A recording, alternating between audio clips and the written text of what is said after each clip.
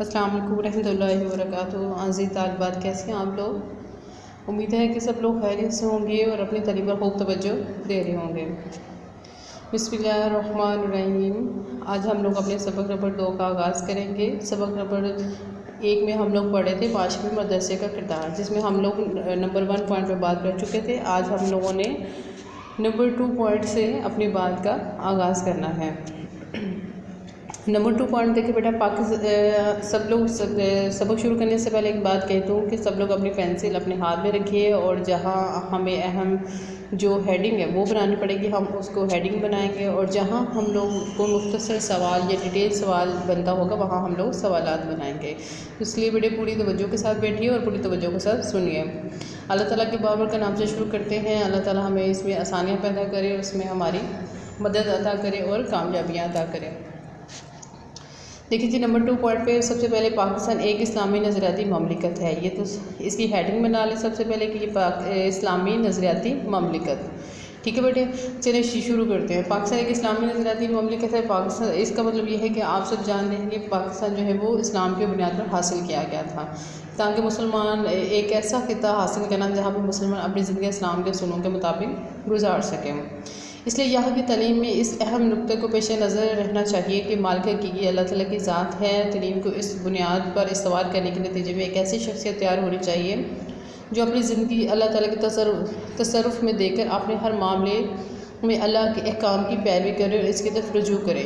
یعنی کہ ہماری تعلیم کا مقصد یہ ہونا چاہیے کہ جو ہم لوگ اپنی زندگی کو گزار رہے ہیں وہ اسلام کے مطابق گزاریں اور اسلام کے قوانین پر عمل کریں۔ نمبر 3 دیکھیے بیٹا، تعلیم کے ذریعے بچوں کو یہ احساس دلایا جائے کہ ساری انسانیت حضرت آدم کی اولاد ہے۔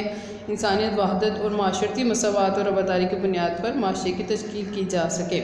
تقریری، تحریری مقابلہ حسن قرات وغیرہ ایسی سرگرمیاں ہیں جس سے یہ مقصد حاصل کیے جا سکتے ہیں۔ سب سے پہلے تو اس پوائنٹ کی ہیڈنگ بنا لیں۔ یہ آپ سب کو پتہ ہے کہ ہم لوگوں نے ساتھ ساتھ ہیڈنگس بنانی ہے، تو اس کی ہیڈنگ ہم لوگ بنائیں گے مساوات و رواداری، یعنی کہ ہر انسان کو یہ شعور ہونا چاہیے اور تعلیم یہ ہماری تربیت کرے کہ ہر انسان جو ہے وہ آدم علیہ السلام کی اولاد ہے اور جو ہے وہ سب لوگ برابر ہیں، کسی کو کسی پر کوئی فوقیت حاصل نہیں ہے سوائے کس کے؟ تقویٰ کے۔ نمبر 4 پہ دیکھیں بیٹا، تمام مسلمان آپس میں اخوت و وحدت کے رشتے میں منسلک ہیں، ٹھیک ہے جی؟ ان میں نظریاتی ہم آہنگی اور فکری عملی مطابقت کے لیے ضروری ہے کہ معاشرے کی تشکیل تعمیر اسلامی اخوت بھائی چارے کی بنیاد پر کی جائے، جو اسلام کی قومی عملی شہادت دے۔ اس مقصد کے لیے نظری تعلیم کے ساتھ ساتھ عملی تربیت بھی دینا ضروری ہے۔ جی بیٹے، اس کا مطلب یہ ہے کہ ہمیں جو ہے وہ اپنی تعلیم کو اس طرح سے بنانا ہے، یا ہمیں اپنی تعلیم کا جو طریقہ کار ہے وہ اس طرح سے رکھنا ہے کہ تمام جو طالب علم ہیں یا تمام جو انسان ہے وہ اسلام کے دائرے میں داخل ہوتے ہوئے اس بات کو سمجھ سکیں کہ ہم لوگ جو ہیں وہ تمام مسلمان آپس میں بھائی بھائی ہیں، یا جس طرح سے کہا جا سکتا ہے کہ مسلمانوں کی مثال ایک جسم کی مانند ہے، ٹھیک ہے بیٹے؟ تو اس کی ہیڈنگ ہم لوگ بنا لیں گے اخوت و وحدت۔ نیکسٹ ون دیکھیے، تعلیم افراد معاشرے میں اجتماعی ذمہ داری کا تصور اجاگر کرتی ہے۔ اجتماعی ذمہ داری کا تصور اجاگر کرتی ہے، اس کا مطلب کیا ہے کہ ہمیں جو بھی کام کرنے ہیں وہ ہمیں ذاتی مفاد کے لیے نہیں کرنے، کیونکہ ہمیں جو ہے اسلام یہ سکھاتا ہے کہ ہمیں اپنے معاشرے کی فلاح کے لیے کام کریں، تمام لوگوں کی بھلائی کے لیے کام کریں۔ ایسا نہیں کرنا کہ جو ہے وہ صرف ہم ذاتی مقصد کے لیے کام کریں اور باقی لوگ وہ ہماری وجہ سے مشکلات کا شکار ہو جائیں۔ تو یہ تعلیم کا ایک اہم مقصد ہے کہ وہ اس مقصد کو اجاگر کرے اور حاصل کرنے کی کوشش کرے۔ نظام تعلیم پورے معاشرے میں احساس پیدا کرتا ہے کہ معاشرہ اچھائیوں کو پھیلانے اور نیکیوں کو قائم کرنے والا اور برائیوں کو روکنے والا ہو۔ دوسروں کے حقوق ادا کرنا اپنے فرائض کی ادائیگی شعور تعلیم کی معاشرتی ذمہ داری ہے۔ جی، تعلیم کا اہم مقصد یہاں پہ یا معاشرتی ذمہ داری اس نے کیا بتا دیا کہ تعلیم ایسی ہونی چاہیے کہ جو نیکیوں کو پھیلائے اور برائیوں کو دور کرے۔ جب ہر انسان اپنے فرائض کی ادائیگی کرے گا تو آٹومیٹکلی اس کو اس کے حقوق بھی ملتے چلے جائیں گے۔ نیکسٹ ون دیکھیں بیٹا، یہاں پہ ہے ہمارے پاس تعلیم کے اہم معاشرتی کردار۔ تعلیم کے اہم معاشرتی کردار جو ہے اس کی وضاحت کرنے سے پہلے ہم لوگ کیا کریں گے، اس کا مختصر سوال بنا لیں گے، تاکہ اگر پیپر میں ایسا ہو کہ ایسا کچھ سوال آ جائے کہ تعلیم معاشرتی بنیاد کے حوالے سے تعلیم کے اہم معاشرتی کردار کیا ہیں، یا اس طرح سے پوچھ لیا جائے کہ تعلیم معاشرتی بنیاد کے حوالے سے تعلیم کے 3 اہم معاشرتی کردار کیا ہیں، تو آپ کو پتہ ہونا چاہیے کہ وہ اہم معاشرتی کردار کون سے ہیں اور کتنے ہیں۔ سب لوگ اس کا سوال بنا لیجئے۔ سب سے پہلے جو ہمارے پاس ہے اس کا پوائنٹ، وہ تعلیم معاشرے کی دائمی قدروں کی حفاظت کے ساتھ ساتھ آئندہ نسلوں تک منتقل کرتی ہے، یعنی کہ ہماری تعلیم جو ہے وہ ہماری دائمی قدروں کو، جو کہ ہمیشہ رہنے والی ہیں، کبھی ختم نہیں ہوتی، جتنی بھی جدت آ جائے وہ ان کی قدروں میں کمی نہیں ہوتی، تو ان کی نہ صرف تعلیم کی حفاظت کرتی ہے بلکہ آئندہ نسلوں تک اس کی منتقلی بھی کرتی ہے۔ ٹھیک ہے بیٹے، نیکسٹ دیکھیے نمبر 2 پوائنٹ ہمارے پاس ہے تعلیم معاشرتی اقدار و تجربات، تنقید و تطہیر کے بعد۔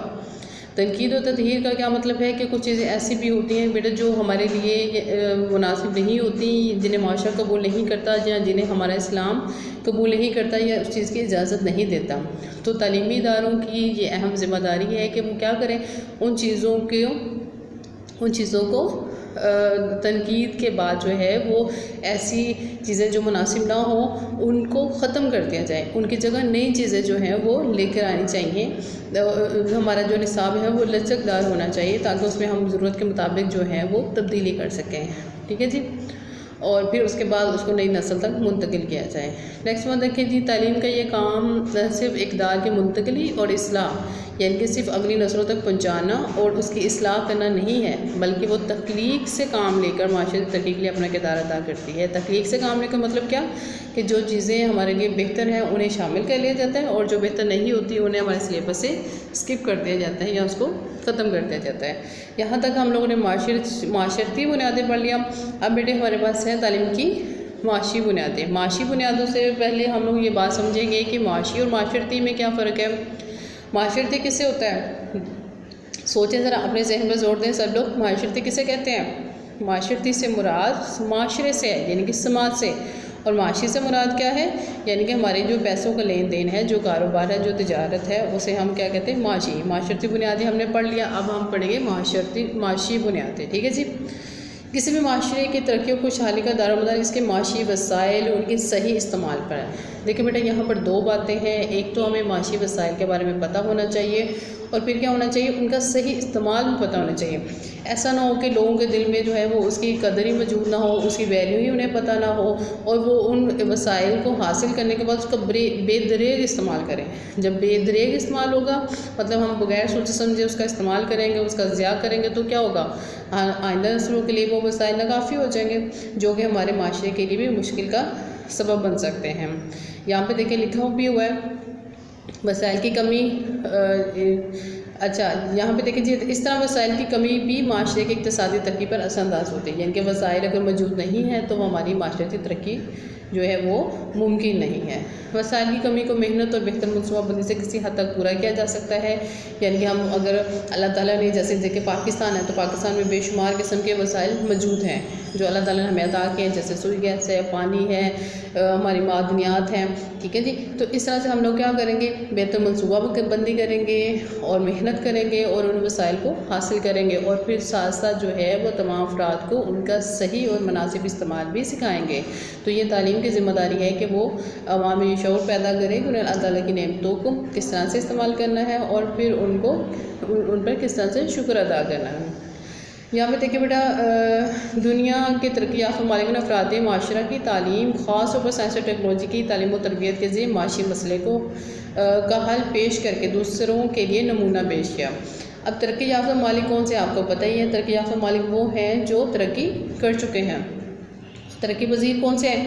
جو کہ ابھی ترقی کی مراحل طے کر رہے ہیں، جیسے کہ پاکستان ابھی ترقی پذیر ہے، ترقی یافتہ نہیں ہوا۔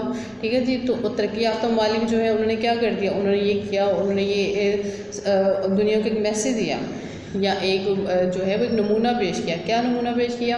کہ سائنس اور ٹیکنالوجی کی تعلیم و تربیت کے ذریعے سے ہم ہر فرد کو جب قابل بنائیں گے تو ہم بہترین جو ہے وہ اپنے وسائل کا استعمال بھی کر سکتے ہیں اور ان کی کھوج بھی لگا سکتے ہیں۔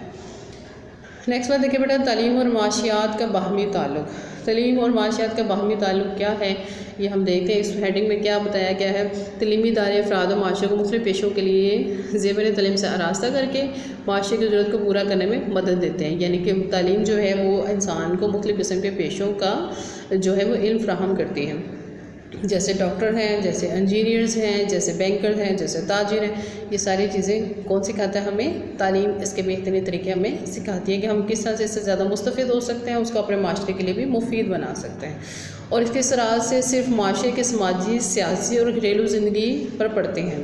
ٹھیک ہے جی، یعنی کہ اگر ایک انسان جو ہے وہ کامیاب ہوتا ہے تو اس کے اہل خانہ بھی کامیاب ہوں گے، اور اہل خانہ کے ساتھ ساتھ کیا ہمارا معاشرہ بھی کامیاب ہوگا، اور معاشرے کے ساتھ ہمارا ملک بھی کامیاب ہوگا۔ اس لیے ہر انسان کو جو ہے وہ بہتری کی طرف جانا ہے، اور اپنے ملک کو، اپنے خاندان کو اور خود کو خوشحال بنانا ہے۔